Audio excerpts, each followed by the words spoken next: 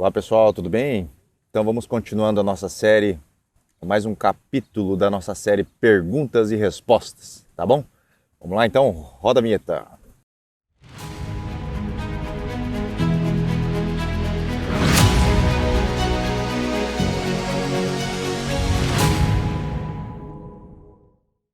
Olá, meus coração, tudo bem? Sou o Dr. Roberto Iano, cardiologista, especialista em marca-passo. Então vamos dando continuidade aqui à nossa série Perguntas e Respostas. São as perguntas que vocês me deixam no YouTube, no Facebook e no Instagram, né? Estou compilando aí, já são 16 capítulos, né? Depois vocês entram lá na minha playlist, vocês vão ver ali os vídeos que a gente fez dessa nova série, a série Perguntas e Respostas. Então vamos lá, vamos dar continuidade, ó. Tô aqui na praia, mas estou trazendo as perguntas aqui de vocês, tá? As perguntas que vocês me deixam, a gente vai respondendo. Vamos lá. Leidiane Alencar perguntando: Doutor, queria tirar uma dúvida. Meu esposo passou pelo médico que falou que ele estava com batimentos lentos. Ele sente tontura e dor no peito do lado esquerdo para o direito e está com falta de ar. O senhor poderia dizer o que poderia ser? Desde já agradeço muito. Se o cardiologista dele comentou que o batimento está lento, esse batimento lento muitas vezes pode trazer alguns sintomas ao paciente, né? Então tem pacientes que às vezes com a bradicardia, que é o batimento lento, ele pode vir a ter dor no peito, um cansaço, uma falta de ar e em casos mais graves até a sensação de tontura, a sensação de que vai desmaiar, né? Então é importante que questione, mas será que essa bradicardia, esse batimento lento é perigoso? Será que ele vai ter que colocar marca-passo? Será que ele vai ter que, o médico vai ter que instituir algum tratamento? Será? Não é toda bradicardia, não é toda frequência baixa que dá sintoma. Então perguntar para ele se é decorrente da bradicardia que ele está tendo esses sintomas, né? Você falou de dor no peito, tontura, realmente são sintomas que podem ocorrer em pacientes que estão com frequência cardíaca baixa. Mas nem sempre, nem toda bradicardia dá esses sintomas, tá bom? Então é questionar ao próprio cardiologista do seu esposo, certo? Renato Silva Costa perguntando: Oi doutor, já fiz alguns exames e até eco e não mostrou nada no meu coração. Porém, tenho sim todo dia palpitação e dor no peito. O que pode ser? O ecocardiograma é um exame importante, né? Para avaliar a estrutura do coração, o tamanho do coração, se as 4 válvulas estão funcionando bem, para avaliar o tamanho do coração, o funcionamento dele, né? Agora, para avaliação de palpitação, aí é o exame clínico mesmo, direto com o cardiologista. Se necessário, ele pode pedir algum exame complementar, como o Holter de 24 horas. Agora, o ecocardiograma não é o exame mais solicitado para avaliação de palpitação, tá, Renato? Então, de repente, você volta lá com ele. Se você sente palpitação, a palpitação a gente sempre deve descartar a arritmia cardíaca, né? Então, se você está tendo palpitação, é o que o médico deve investigar.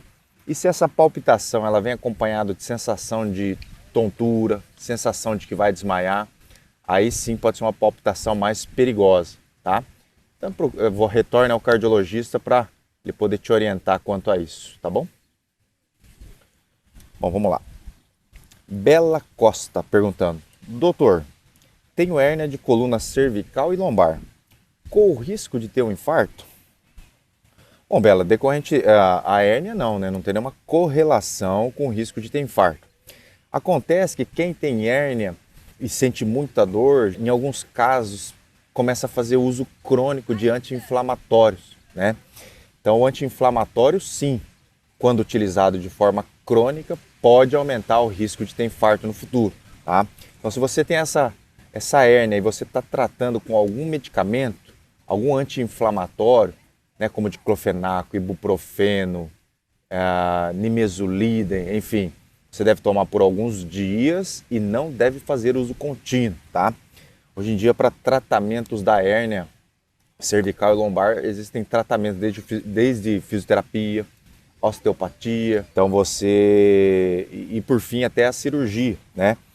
Mas o cuidado que tem que ter com relação à hérnia é o uso crônico dos anti-inflamatórios. É isso que você deve evitar, tá?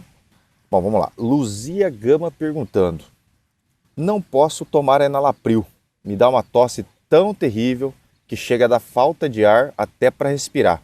Horrível. O que eu faço? Realmente o enalapril, essa classe de medicações, que são os inibidores da ECA, eles podem dar esse efeito colateral. É o efeito colateral mais comum dessa classe de remédio, né? Então, se você está tendo tosse, você tem que voltar no seu cardiologista, relatar isso a ele, que existem outras opções de medicamentos antihipertensivos que não dão tosse, tá? Então, você vai voltar nele e falar, doutor, estou tendo esses sintomas com enalapril, estou tendo tosse não estou conseguindo tolerar, e ele vai trocar por outra classe de medicação que seja tão boa quanto o enalapril, mas que não dê esses efeitos colaterais, tá? Então é importante você relatar isso a ele para que ele possa, assim que possível, trocar o seu medicamento. Mas o enalapril é muito comum que aconteça isso mesmo, tá? A tosse, né, uma coceira na garganta que dá, ele é um excelente antihipertensivo, né? Mas ele, quando dá aquela coceirinha na garganta, o paciente realmente não consegue suportar, tolerar a medicação. Então, nesses casos, a gente faz a troca por outra classe de remédio, tá bom? Samaritana Fonseca perguntando: doutor, meu marido já teve 2 infartos, tem 5 stents no coração e não parou com o tal do cigarro. Eita! Ele tem um sério risco de infartar outra vez ou ter um infarto fulminante? Ele já é um paciente de alto risco, é um paciente que já é coronariopata, que já tem inúmeros stents. A gente sabe que quem fuma, o processo de aterosclerose, de entupimento das artérias, ele ocorre de uma forma ainda mais acelerada, né? Então, se com esse susto que ele teve de ter que colocar 5 stents e ele não conseguiu parar de fumar, ele vai ter que fazer tratamento, tá? Então, hoje em dia, até fiz um vídeo, posso deixar aqui no card aqui em cima, existem vários tratamentos, desde psicoterapia, tratamento medicamentoso, adesivo de nicotina, goma de mascar, medicamentos que são específicos, antagonistas dos receptores de nicotina, enfim. Mesmo com antidepressivos também pode ser feito tratamento, ele tem que procurar ajuda médica, porque ele tem que parar de fumar. O paciente que é coronariopata e continua fumando, por mais que ele tome as medicações, eu costumo falar, o cigarro vence, né? Vence os remédios. Ele faz com que o medicamento não tenha o seu efeito pleno, porque a fumaça do cigarro é muito tóxica. Ele continua ali o processo de aterosclerose, pode facilitar até processo de trombose intraestente, né? A restenose intraestente. Então, quanto antes ele parar de fumar, menor vai ser a probabilidade dele ter um novo infarto no futuro, que não é zero de qualquer forma, porque ele já é um paciente de alto risco. Mas se continuar fumando, a chance é muito grande, né? Tá bom? Então, peça para ele procurar ajuda médica. Existem até médicos especializados em fazer esse tipo de tratamento para cessar o tabagismo, tá? Então é isso que você vai fazer. Bom, tá bom, pessoal? Então, vou ficando por aqui em mais uma série, mais um capítulo da nossa série Perguntas e Respostas. Se vocês estão gostando, né, dessa minha nova série, oh meu Deus do céu, esse novo capítulo, eu quero que vocês deixem um like, tá? E compartilhem o vídeo sempre, tá? Quando vocês compartilham, mais gente aí vai poder tirar suas dúvidas, porque a dúvida de um pode ser a dúvida de 1000. Tá ok, pessoal? Então o recado de hoje é esse. Um grande abraço e até a próxima.